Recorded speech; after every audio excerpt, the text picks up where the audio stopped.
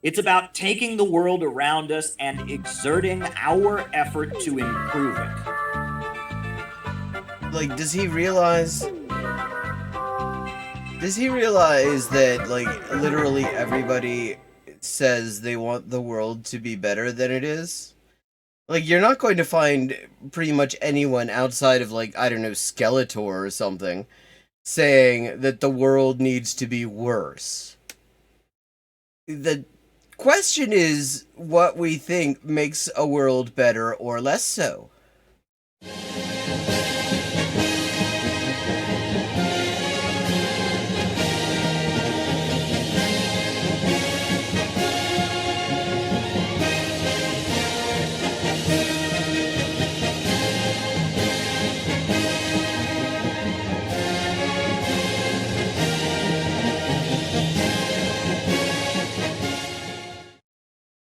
Yeah. Everybody's favorite little cult leader. I am very excited about this video. I'm sure it's going to be a classic.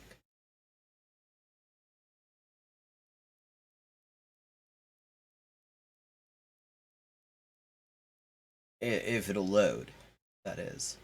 How's everybody doing in chat? A document. I started writing a document, pamphlet, or something like this. This is what I wrote. It's about wokeism, it's about socialism, etc. This is what I wrote. And this is what he wrote. It's about wokeism and it is about socialism. There's two things he definitely knows what they are. There's a group of very obnoxious people out there. You can tell he wrote this because listen to, I mean, he's already doing like a parody of himself with this voice. There's a group of very obnoxious people out there. Like, motherfucker, if you listen to yourself.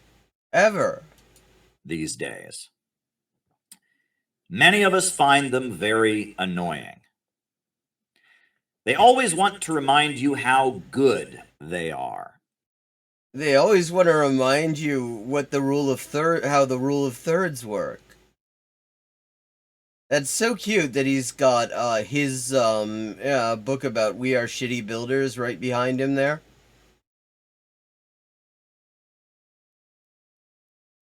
Whatever the latest trendy social media cause is, be it Black Lives Matter, Stop Trump, abortion, transgender stuff, you can be... Yeah, you know, that weird trendy,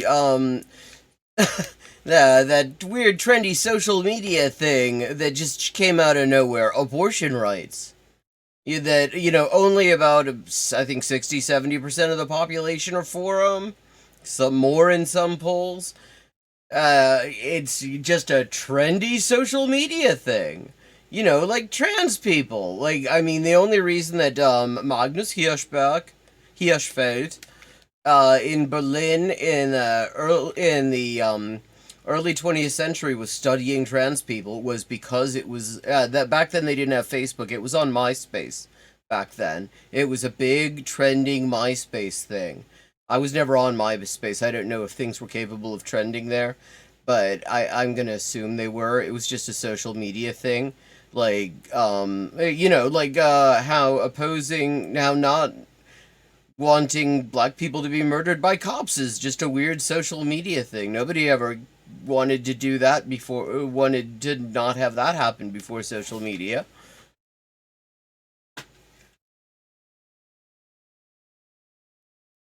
Yeah, I thought I had saved this to my reaction fodder playlist last night. Hey, River Rune. And I couldn't find it, and it takes so long to actually scroll to the bottom of that playlist because I got like 700 things on it at this point that I just decided fuck it. But then Sippy Cup in the Discord linked me to it because apparently it shown up in their recommendations.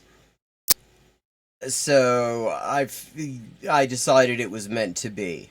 Sure that they are all over it. Furthermore, they really want you to be wrong. They want to discover that you are somehow a bad person. I think it's not so much that they want to discover that.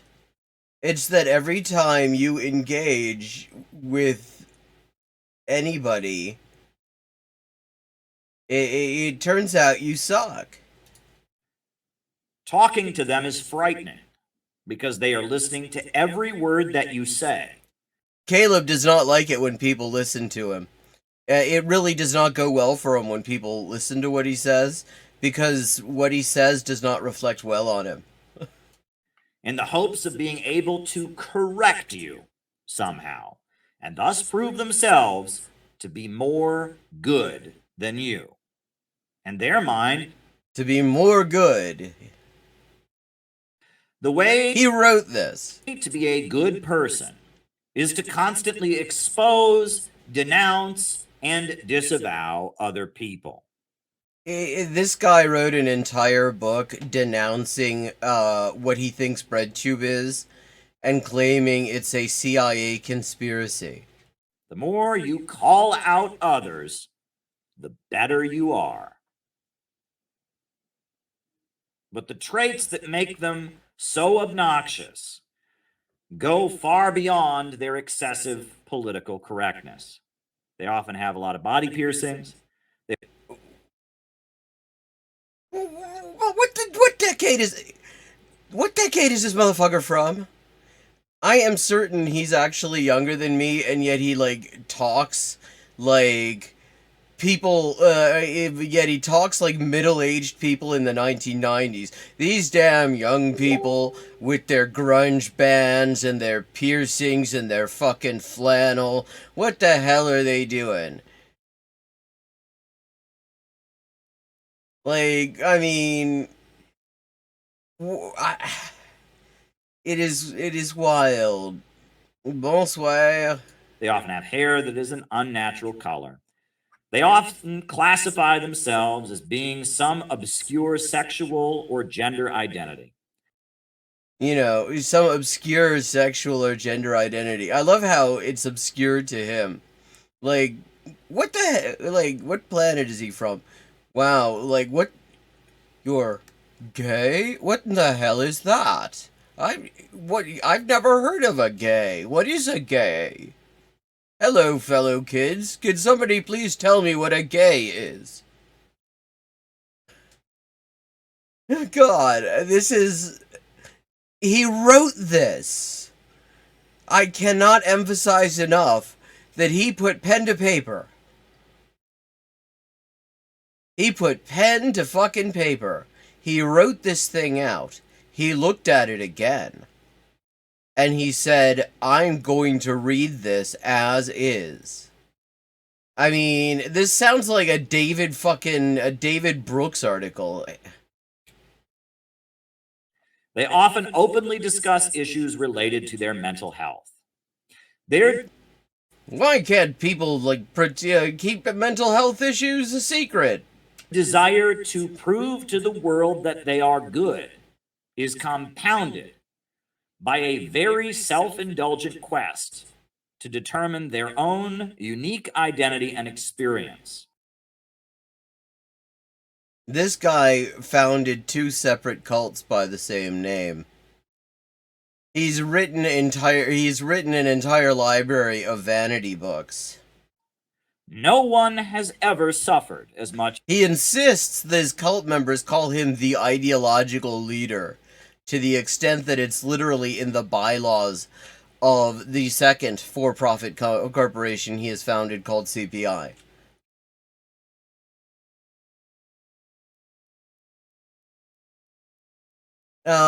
Okay, Rotten Mouse, that's a rabbit hole. Because the term tanky used to mean something. I basically have abandoned it, because liberals like Vosh got a hold of it, and ever since then, it doesn't mean shit. See, he is a Nazbol. He is a big fan of Alexander Dugin, the guy who founded Nazbolism. His whole thing is sort of uniting Nazis and behind, a fake communist banner, essentially. But see, tanky was a term that communists used to use to make fun in with like one faction and another faction to make fun of the they referred to Nazgul is definitely the best word for him, or just fash. Um, but so there was a split after the Soviet Union invaded. I believe it was Hungary. I don't think it was Czechoslovakia at that time. And within like the communist movement, within like amongst Marxist Leninists, in fact, you had a split over this outside of the Soviet Union in Western countries that where you had some who thought that that was horrible and some who didn't, and the ones who were for it, the ones who were against the invasion of Hungary, called the ones who were for it tankies. And then it sort of took on an extended meaning to refer to sort of like Stalinists, essentially. People who just basically would stand literally anything the Soviet Union or any state with a red flag did, regardless of how shit it was. And it was, and then liberals found out about it. And liberals took it and use it to mean anyone who knows U.S. imperialism exists. Like, I mean, I've been called that. Not because I think the Soviet Union did a good thing by, invading Hungary or anything like that. Not because I'm even a particular fan of the Soviet Union. I'm not. Not because I'm a fan of most of these states that have red flags, because I'm also not that, though some of them have done some actual really good things, even though I actually don't stand states because I'm an anarchist. But because I do not side with the US reflexively whenever the US goes off to do a fucking atrocity, I've been called a tanky. So the term is fucking meaningless. And I think it actually, at this point, it really obscures the problem with Caleb Muppet as well. Because he likes to sort of cosplay as an ML. That is sort of, if you were to ask him, he would kind of say that that was the sort of tendency that he wants to be associated with. But the thing is, he takes the most reactionary positions. When you hear him talk about what he likes about, say, the Soviet Union, he takes like the most reactionary aspects of the most reactionary period in Soviet history, and that's what he is supporting. And, he takes a much more right-wing stance on a lot of things than, like, 99% of MLs I've ever encountered. Like, MLs do not like this guy, but that is sort of where he positions himself. Yeah, all you have to do is not think that US tanks do good things. If you're against the US sending tanks to places, you're a tanky. As they have, no one understands their unique personal hardships. They are constantly seeking to win a gold medal in what some have jokingly called the Oppression Olympics. They are victims, and they are on a personal journey of discovery. One of the real key things about a Caleb Muppet essay is that he will never give examples of things. Discovering and rediscovering the various aspects of their own victimhood. In their mind, he's like auditioning for PragerU at this point. It is great to be a victim because victims are good. And like this is just right-wing talking points. The whole victim thing. This is like if you watch like fucking Pim Tool, which we might do after this, depending on how much how much I run off at the mouth talking about this motherfucker. But they love to use this framing, how supposedly it's all about how being a victim is good or something like that. As opposed to uniting with people to fight against oppression and exploitation. And furthermore, if you are a victim, then you get to be angry. Well, I mean, what are you saying? Are you saying that people who are victims of something should not be allowed to be angry? Like, or is he just pissed off because he feels that because he's more of a victimizer with the exploitative sex cult thing and all that, and the just big ass grift that he does badly, that means he isn't entitled to be angry, and he's a very angry little boy. You are a victim. You express rage and hate, and it's always justified. And no one can tone police you. No one can tell you to cool down and control your God, temper. this is like fucking hell. Like 2014 called. They want their think piece back. You are a victim. Is he gonna say call out culture? Is that where this is going? I mean, he already said political correctness like it's 1993. Is he gonna say call out culture next? I mean, this is just sort of it's like the chart of human evolution, except it's the culture wars, and it's the he's like speed running the right wing talking points about why they should be angry that people who aren't rich white straight dudes exist. As a victim, whatever you do against someone I wouldn't be surprised if he and Tim Pool actually know each other, because they both were excreted from Occupy. determined to be privileged is always okay. However, underneath the explosive rage is hopelessness. When they aren't exploring their own perceived victimhood and blowing up at people perceived to unfairly have it better than them, they look at the world and their fellow human beings with contempt. I mean, he's telling us a lot about his worldview here. I mean, hopelessness? Like, what's the, like, first of all, examples, please? Citation kind of needed here. But also, your fucking hope is that if the line goes up enough, then we will have communism, by which you mean social democracy with one party and no queers. There's no future. The planet is boiling over. The limited resources are running out. Human beings are a cancer on the planet, constantly wanting more and more, and the future is bleak. See, yeah, okay, he didn't say Malthusianism, but I'm going to count that as a Malthusianism. Because he takes an actually fairly accurate point, namely that there is climate change, and that we need to fucking do something about it. And then he immediately moves it over to, like, the Agent Smith humans are the virus thing. One can prove they are good by using a low flush toilet or riding a bicycle instead of driving a car. One can vandalize prominent works of art or scream into social media. This motherfucker wants to, like, abolish abstract art, and now he's a fucking art lover. But all of that probably won't do much good. The future is dark and hopeless. Rage when you have the energy, and stew in self doubt when you are too tired to rage anymore. And of course,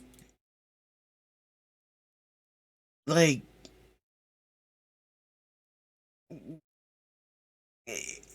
he does he ever, I mean, one of the things that is remarkable about Caleb Muppet, and this is one of the things that really kind of situates him very clearly in the right-wing cinematic universe, is that there is absolutely no sign that he has any even the vaguest notion of what the people he's attacking here would actually say it is that they believe about, what's wrong in the world and what should be done about it.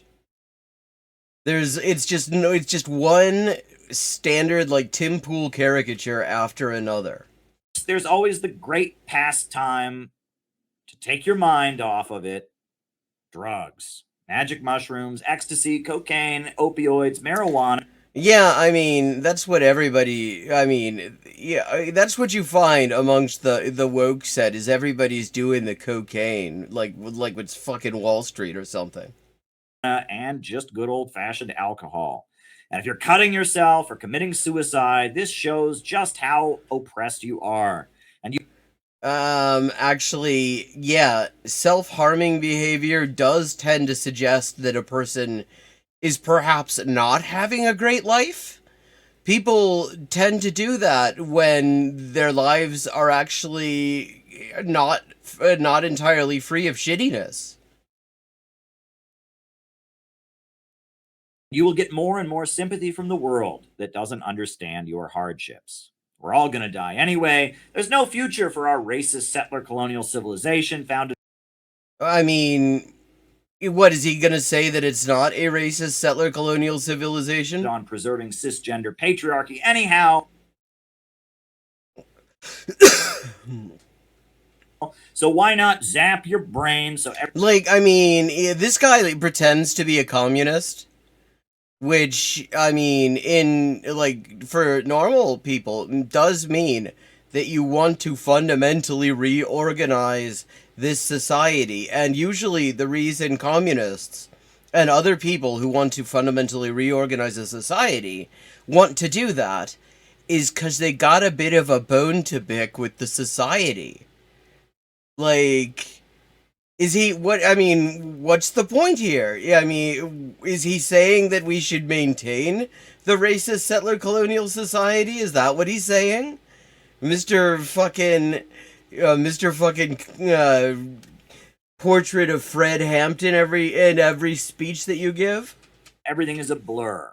We are all on a long ride toward entropy and Armageddon, eco-Armageddon, so why not fry your brain and enjoy the ride? I mean, okay, the UN's head of climate protection, I forget what the exact job title is, said we've basically got 2 years to drastically reduce emissions in the high emitting countries like the US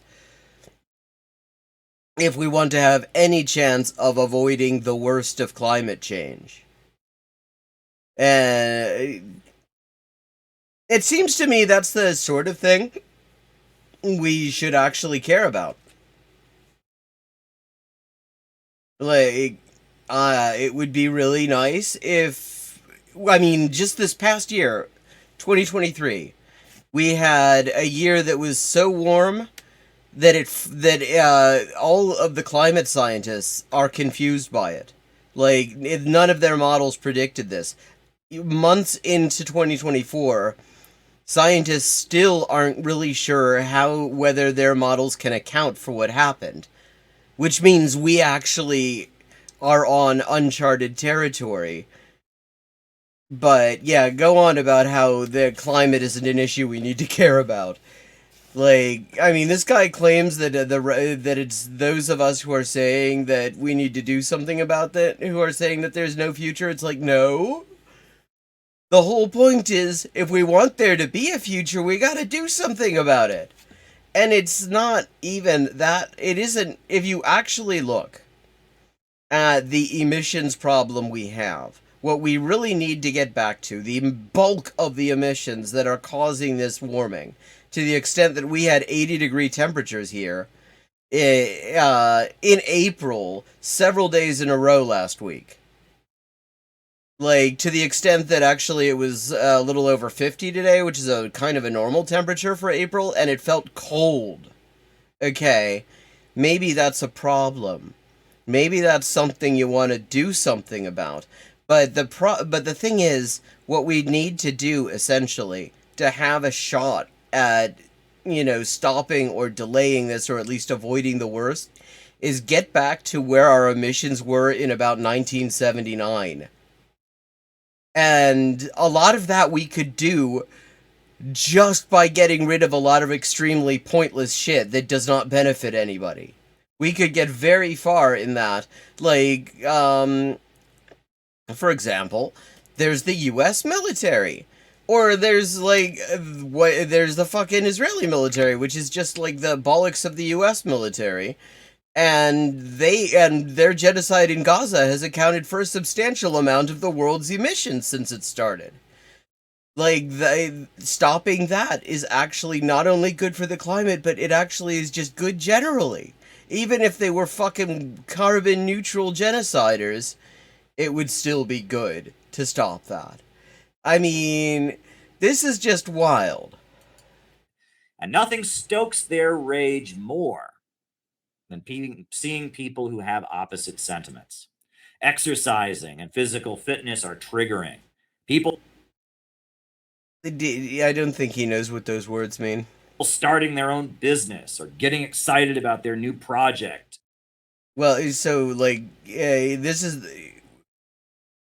the guy who says he's a communist, and he's saying that capitalists, we should not be annoyed with capitalists?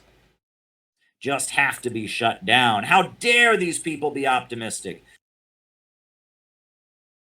How dare these people be happy? How dare these people not share the hopelessness and resentment that defines their... Like, where is he even getting this? Like, pretty much all the people that he's talking about are people who've got a million projects on the go. It's like, I mean, this is just wild. He is talking to people. This is a self-selection thing, essentially. Anyone who's watching this who has any familiarity with the people he is caricaturing tunes out at this point. Is like, yeah, I mean, this is bullshit. And he gets the people who know absolutely nothing. Yeah, he's gonna give us a monorail, Adrien. He's gonna give us a monorail. World. If someone's confident, fit, optimistic, happy, or working towards something good, they must be stopped. They must be fascist. They must be a bad person. No, that's not why we don't think that you're a fascist because you're working towards something good. Because there's no sign that you are working towards anything good. We think you're a fascist because of all the fashy shit you say. Such people finding fulfillment in their lives, working to achieve goals, having meaningful relationships with others. Yeah, like when you get one of your cult members fired so that you can force them to do survival sex work for you. You know, the meaningful relationships like that. See, look at this face. This is a guy who's just never angry. This can't be allowed. Everything must be done to stop them at all costs.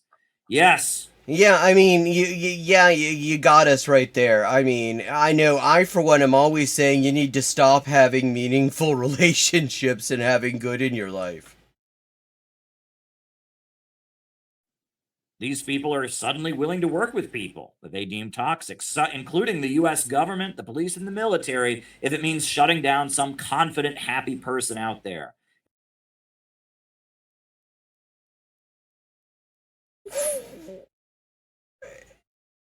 What? Yeah, that's what's the... I mean, what kind of cartoon universe is this from? If they can take down someone who exudes a very different vibe, that is the most important. Yeah, well, he does exude a very different vibe. I guess we can give you that, Caleb. You do exude a very different vibe. Victory that can be achieved. They might feel good for a day or even a week, but then it's back to the same old cycle of hopelessness. We have all seen this type of person. It's not just about politics. It's much No examples provided. deeper. It's a mindset that is being actively pumped out and cultivated from the highest levels. As people who want the best for ourselves and our families and our country and our community, we are repelled by it. Who's we? Who's we? I thought this was you writing, Caleb. Is this the edit? Is this the royal we? Is he like the king now? But if we are honest with ourselves, we have our own share of it inside. We all do. What makes us different from the pink-haired menace is the pink-haired menace. Tag yourself. I'm the pink-haired menace. I'm not sure if he's still in a beef with Hinks and Jackal. I still don't know what the fuck the beef was. That while they embrace it, we are fighting against it. Embrace what? Fighting against what? On some days than others, but we are actively trying to suppress this pessimistic, destructive, rage-filled, depression-prone sentiment. When we see woke people, they horrify us. However, Wow, he's suppressing his rage-filled sentiment by talking about how enraged it is when he sees somebody who has pink hair. when they aren't attacking us and making our lives unpleasant, we have to admit that we kind of feel sorry for them. They are useful in a way as a negative example. I mean, this is, I have to say, I've seen like I've actually seen Hitler speeches that sound like this. It is actually the sort of thing. I mean, not with the pink hair and the stuff. I mean, obviously, and the piercings, but this style. Like, if you read the speech, like Hitler gave the speech talking about degenerate art and alte Kunst, and it is full of this kind of crap. Like, I mean, he just tells on himself. This entire style. Oh, we feel sorry for them. We're not rage filled or anything. But when I see one of these motherfuckers with that pink hair and the fucking different sexualities, the obscure sexualities like gay, it makes me a little, like, yeah, the pink haired menace. This is part of what we would become if we ever gave up the fight. I want to see him with pink hair. If we surrendered to this part of our minds that the social media apparatus and the richest and most powerful people in the world are trying to empower, we would. Like, literally, the richest and most powerful people in the world are spending huge amounts of money on any hack that will give this basic speech about the pink hair and the obscure sexualities like gay. Would be just like them. We would be miserable, determined to make others miserable. We would. Und das liest er ab. Das hat er geschrieben. Und man merkt es ja schon an seinem Tonfall. Der deklamiert. Be repugnant, unpleasant, and hopeless. And we don't want to be that. See, this is him being unrepugnant, pleasant, and hopeful. And we know that. As hard as it might be, we have made a commitment to ourselves not to be this way. But we have realized that probably the most useful thing in not collapsing into this state of being is other people. And we can't do it alone. We need friends. We need somebody to, yeah, he does love Chinese billionaires. He likes billionaires in general, in fact. He did a thing about how it's un-Marxist to oppose exploitation. Our family. We need our community. We need our beliefs. And as much as we might get annoyed with people around us, and as much as we might disagree with them or be disappointed by them, we need. Oh God, I may have disappointed Caleb Maupin. Them. We don't just need other people. We need something to believe in. Unlike the pink-haired menace. Everything cannot be a lie. Everything cannot be a fraud. Well, yes, but like everything that Caleb Maupin says can be. Truth has to exist, and we need truth. Oh God, is he about to do a Fox Mulder now? With which we can build and stand with other people. Truth and other people who can build with us. We need to create. We need to perform. We need to beautify the world. We need to improve things.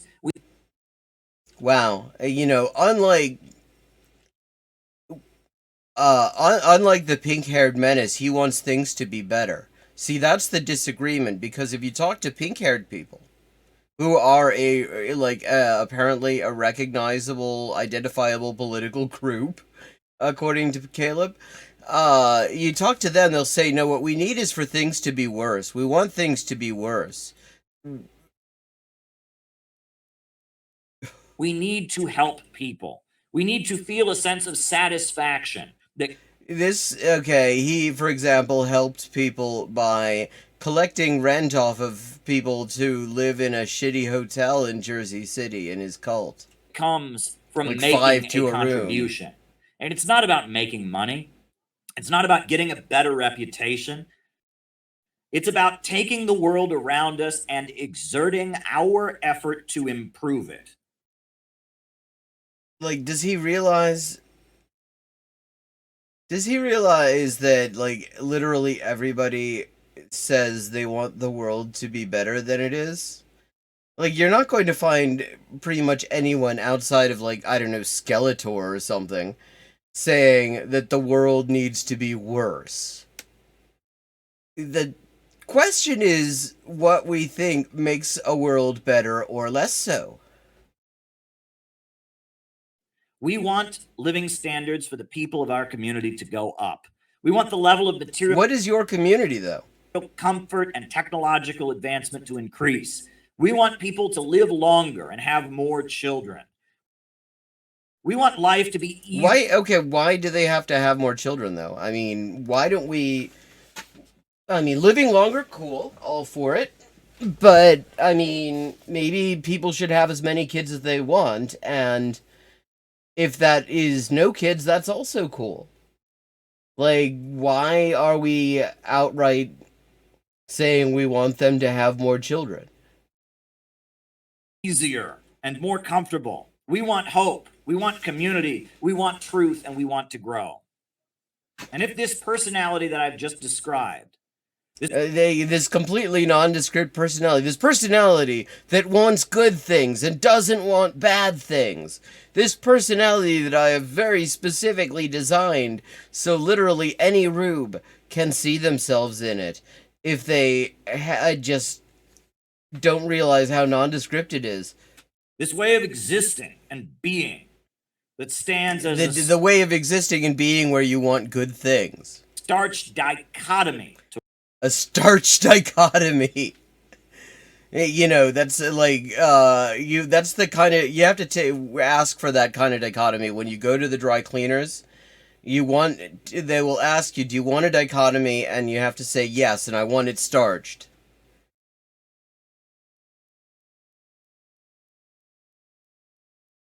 existing and being that stands as a starch dichotomy to wokeness. If that describes you, you are a socialist. So a socialist is somebody who does not have pink hair and wants good things. Wow, I had no idea that was... I thought there was something in there about class struggle, you know, about the working class maybe seizing some kind of means of production. No, it's about wanting good things and having a normal hair color. Or a communist. Now let that sink in. I know it's contrary to everything you've been taught. Yes, I mean, that is the starch dichotomy. You know, shirts that can stand on their own versus shirts that don't, that have pink hair and they want things to get worse and they talk about their mental health and they have obscure sexualities like gay. But I'm telling you this because I have spent time not on American college campuses with my nose stuffed in a book, but in actual communist countries. Like which ones? And actually socialist societies led by actual Marxist-Leninist parties. Like, because at this point, there aren't that many of them. In fact, I mean, again, he's like 30-something. There's a limited number of places that actually even fit that description. I mean, it's basically Cuba at this point. I guess, I'm not sure if Laos is strictly Marxist-Leninist. I mean, Vietnam has its own thing with Ho Chi Minh thought.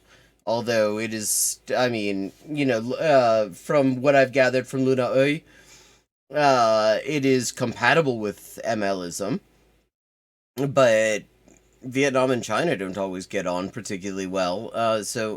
And the thing is, Cuba is certainly Marxist-Leninist and also woke as fuck. If anyone has the right to tell you what communism is, it's me. I was the chair of the U.S. delegation to the 2024 World Youth Festival.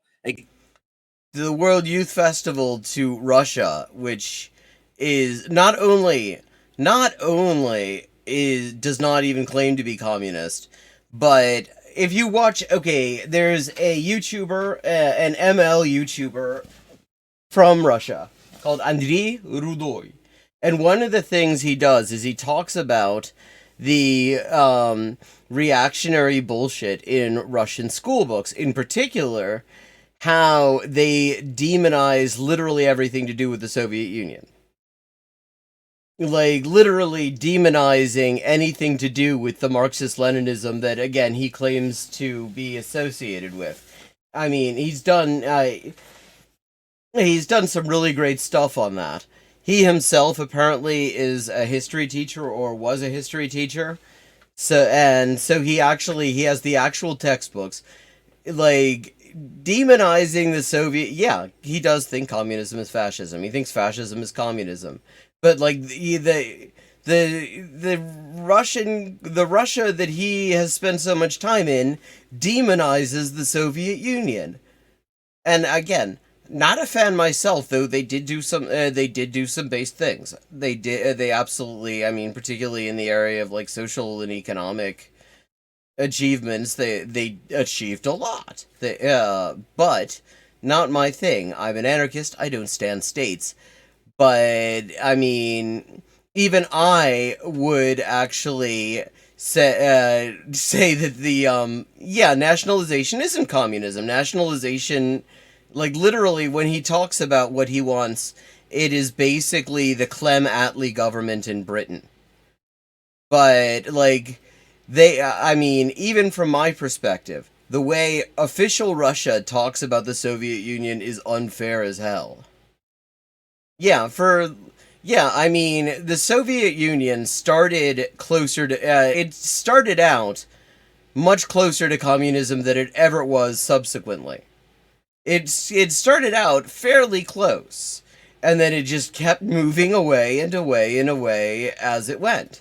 A global gathering of 20,000 people in Sochi, Russia. I have spoken at international communist gatherings in Venezuela and Brazil. I've been to Crimea. Venezuela, where actually pretty much all the MLs, all the actual MLs in Latin America are up in arms, because Venezuela just this past year decided they didn't like having the Communist Party of Venezuela criticizing Maduro.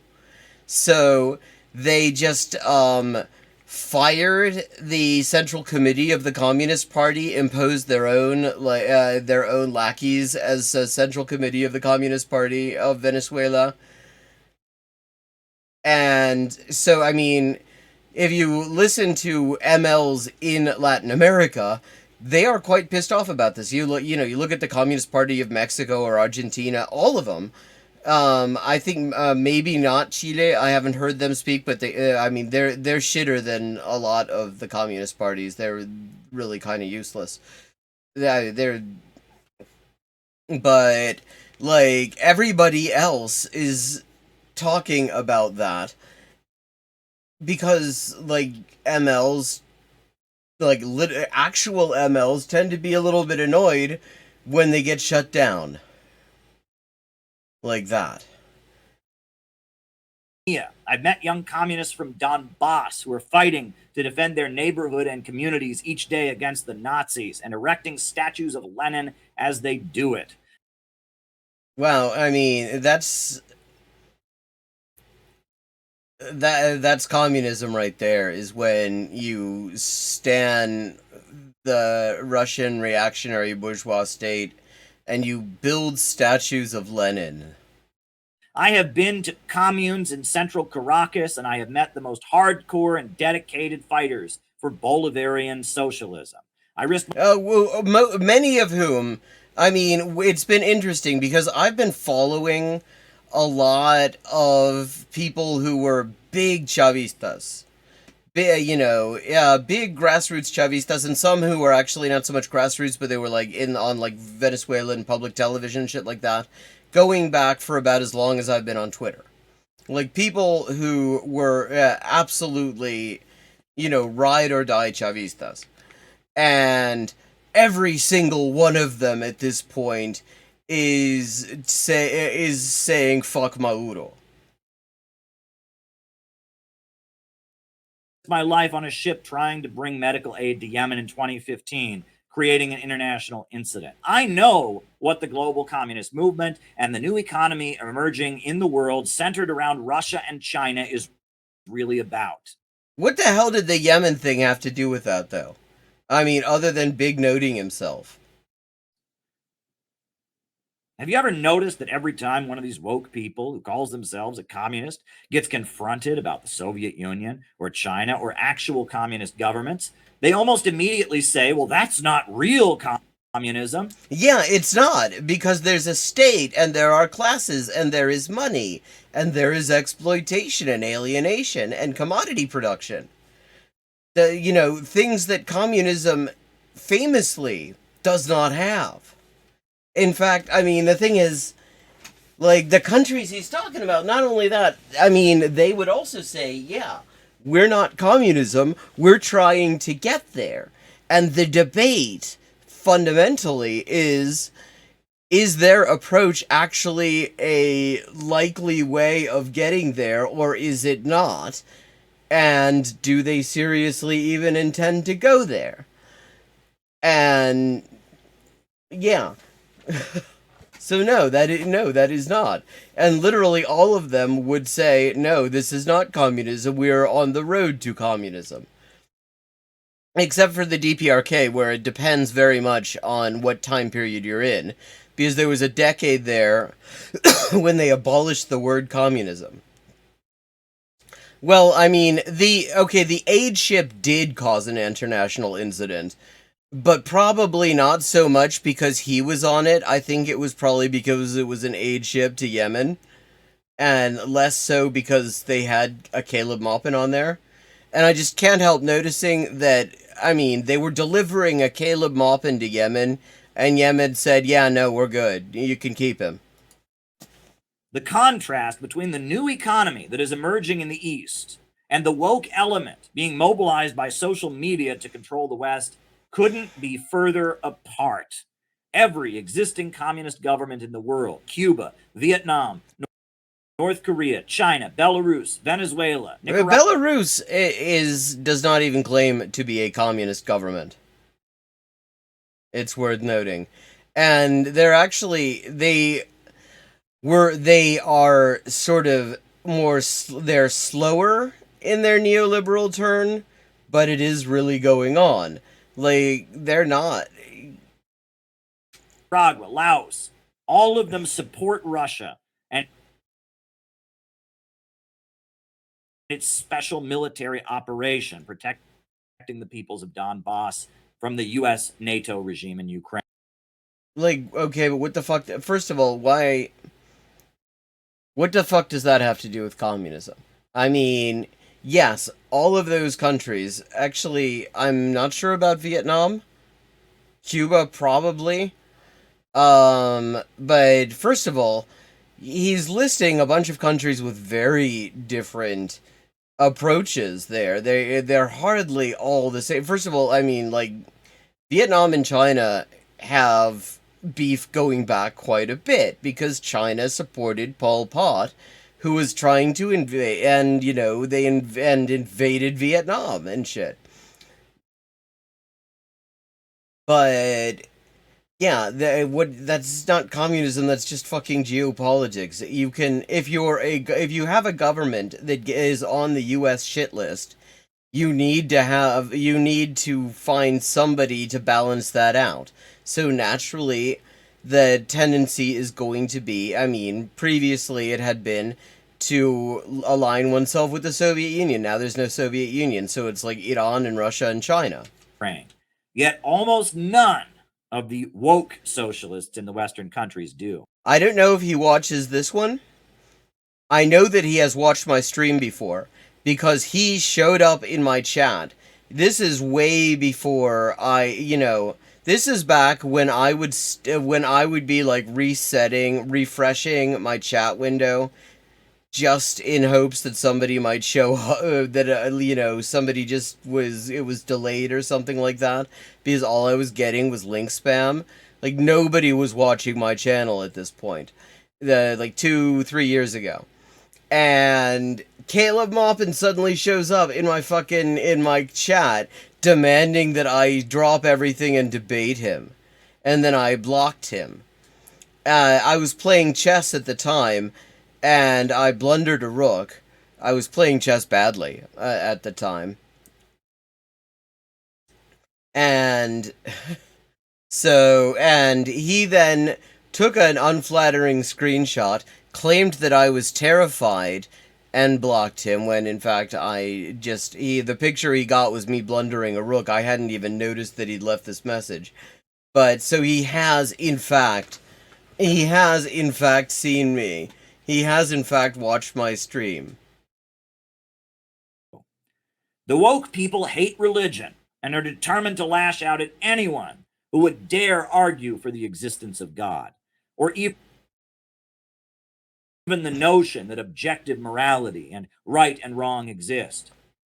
Those are very different things, and no, none of that is true. I mean, when you look at your really militant, in-your-face atheists, they're not what you'd call woke. In fact, a lot of them are, like, anti-woke grifters. And they're such grifters that they've actually stopped calling themselves atheists because they realized that the right-wing atheist money was drying up. So, like, fucking Richard Dawkins calls himself a cultural Christian now. But Daniel Ortega and Nicolas Maduro are Roman Catholic Christians. The leader of the Russian As opposed to what, Roman Catholic Muslims? Communist Party, Gennady Zhuganov. What the fuck did he just call them? Catholic Christians. The leader of the Russian Communist Party, Gennady Zhuganov. Gennady Zhuganov. Yeah. Gennady Zhuganov is a Russian Orthodox Christian. The leaders of the... Yeah, he's also shite. I mean, lots of Russian MLs are unimpressed with the CPRF precisely because they stan this right-wing ass government and everything. Anti-imperialist forces in the Middle East battling Israel tend to be Muslims, Sunni, or Shia. There are plenty of communists who are atheists, especially in China, but China has apologized for the way religious people were mistreated. Yeah, there's a difference between mistreating and persecuting religious people and thinking you can think that religion isn't a great thing and should be overcome, and still not think that religious people should be persecuted, actually. In fact, I mean, this is kind of hilarious that he's talking about this, because he has historically denied that anything was happening to the Uyghur Muslims in Xinjiang. Yeah, that is the drama between me two. That is the drama. He showed up, I blocked him. And I also at one point called him, because I had misunderstood what was actually a joke that the Surfs and Thought Slime had done on a stream once. I had said that I had used sort of a Star Wars opening thing for a video I did of him, and I called him a humble international banker's son. And he called me a liar for that. And so I decided, I wanted to know if this was something I could double down on, or whether I was in fact wrong about it. And so I went and I did my due diligence, confirmed that no, his father's not a banker. His father's also extremely easy to look up, which is why I don't give details, because I'm not trying to dox his dad. And so I actually, I blurred out that part of the opening because of that. Because, there's so many things that are factually accurate. Oh, wow. I did not know that he had shown up there. Yeah, that dentistry video was wild. During the Cultural Revolution, the Chinese government is actively funding and building mosques in Muslim regions, and religious associations sponsored by the Chinese government are working to maintain good relations between people of faith and the Communist Party. While woke people consider exercise and physical fitness to be part of the fascist aesthetic, the communist use no, that's not how that works. I mean, there are plenty of jacked woke people, actually. But when somebody actually starts talking about it like there's some sort of duty and, this cult of strength and stuff like that, because, Caleb Maupin, for example, is totally jacked. I mean, you can't really tell. He looks like Bob from accounting, but actually he's like jacked Bob from accounting. No, of the world wake up each morning to exercise together, moving their bodies in unison. But the biggest difference gets... Wait, I thought that Caleb Maupin had a problem with people moving their bodies together. Down to this. What have communist governments done and tried so hard to do in every place that they have ever taken power? What do you think it's going to be? Oh, I actually did the dentistry video on stream. I think that I did a highlight of it. I'll have to find it. It is definitely on my channel, and it is wild. He thinks that people get into dentistry because they have a dental fetish. Okay, chat, so what does everyone think he's about to say about what every, communist government, communists like the Russian Federation, tried so hard to do when they took power? What does everyone think he's about to say?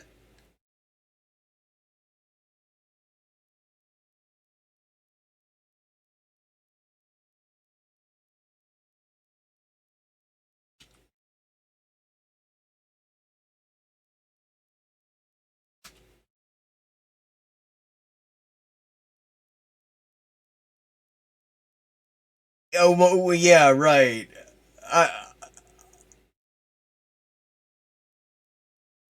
He better hope that he doesn't run into it. Yeah, I'm sure Sanjata is totally quaking in his boots about the prospect of running into Caleb Maupin. Build. Stalin mobilized 5-year plans in 1928 and was... Yeah, no, it's like this 5-year plans are not some sort of ML exclusive. Socialist central planning, he built the world's largest hydroelectrical power plant, the Dnieper Dam in Ukraine. Okay, so what? He built the world's largest steel industry, the world's largest oil industry. Modern universities were constructed across the country. I thought he didn't like universities. Eventually, the USSR invented space travel and made great breakthroughs in computers. China has built itself... I mean, their breakthroughs in computers had a lot to do with cloning IBM and Apple computers. Yeah, I mean, a 5-year plan doesn't mean shit. I mean, there was literally... The Nazis had a ministry for the 5-year plan. That's just a thing. I mean, economic planning is not some sort of communist exclusive. And it's certainly not an ML exclusive. It's not necessarily even a good thing. It depends what the plan's for. And in whose interest. Up to be the second largest economy in the world. It has the world's largest telecommunications manufacturer. It's producing half the world's steel. Communists in what's your point? Vietnam have created an economic miracle. Communists in Cuba have created a society with the best medical schools in the world and huge achievements. Yeah, and for a decade now, they have participated in the International Days Against Homophobia and Transphobia, and they recently overwhelmingly voted to abolish the nuclear family as the default the default framework for the concept of the family. In literacy and medical care, the highest life expectancy in Latin America. The actual communists of the communist governments of this world, just like you... actual communists of the government. stand in a starched economy. Yeah, exactly. I mean, it was actually legit feudalism. And yeah, I mean, it is true. There were some major economic achievements by all of the governments he's listing. But first of all, that doesn't make it communism. Communism is not when living standards go up. It's when the entire basis for which the entire basis on which the economy functions changes. You can have great living standards and still have exploitation and commodity production. Are focused on growth. Meanwhile, Yeah, they were focused on growth very specifically because they were economically underdeveloped. All of these countries, when they started out, were all in one way or another like feudal or post-colonial or like quasi-feudal societies that had a huge deficit economically and socially to overcome because they had undercapacity, they had underutilization. Growth is not inherently a good thing. I mean, this idea that growth is in itself a good thing is a very much a capitalist notion. Like, the reason. Yeah, he talks about, like, Marx and Engels talking about how, production needs to be increased and all this in the 19th century, as if the economy that they're talking about is exactly the same as the one we have now. As if productivity hasn't massively increased since then. There's a difference between having to get up to speed in the first place and fucking already being there, already actually being post scarcity in a lot of ways, and having growth for its own sake at the same time as the planet burns. the woke people are obsessed with degrowth. Which he still, I will find a hat and eat it if he manages to understand the term correctly. Opposed to growth. They have no optimism for the future, and they think human beings need to have less. They want to reduce consumption and the population. He's avoiding the word Malthusianism, which is, I mean, it's taken a heroic effort. You can see the strain on his face. He wants to say Malthusian. And that is the beginning of the piece that I wrote.